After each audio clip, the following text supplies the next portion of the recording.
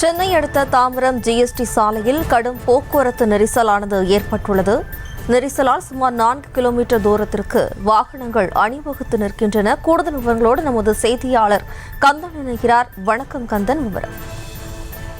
ஜெயஸ்ரீ வணக்கம். தற்போது பெருமந்தூர் ஜிஎஸ்டி சாலையில் ஒரு கடுமையான போக்குவரத்து பாதிப்பு ஏற்பட்டுள்ளது.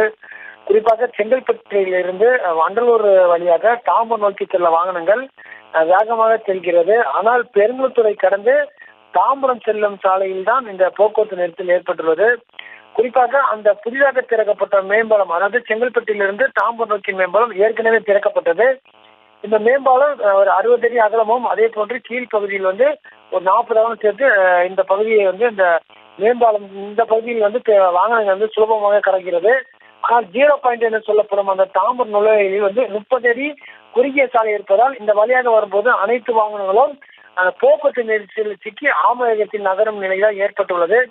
இதனால்தான் இந்த பகுதியில் ஒரு கடுமையான போக்குவரத்து நெரிசல் ஏற்பட்டுள்ளது. இதனால் பெருங்கல்தூர் பகுதியில் இருமலியூர், அதே போன்ற தாம்பரம் வரை அணிவகுத்து நிற்கும் காட்சியை தான் பார்க்க முடிகிறது. அது மட்டும் இல்லாமல் இந்த 0 பாயிண்டில் இருந்து வழியாக தான் தாம்பரமும் அதே போன்று மதுரவாயல் பைபாஸ் செல்லும் முக்கிய சாலையாக கருதப்படுகிறது.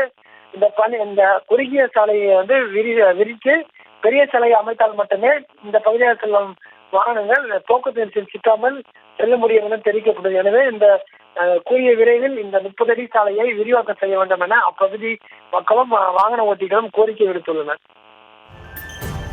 விவரங்களுக்கு நன்றி கந்தன். செய்திகளை உடனுக்குடனும் துல்லியமாகவும் தெரிந்து கொள்ள சப்ஸ்கிரைப் பண்ணுங்க.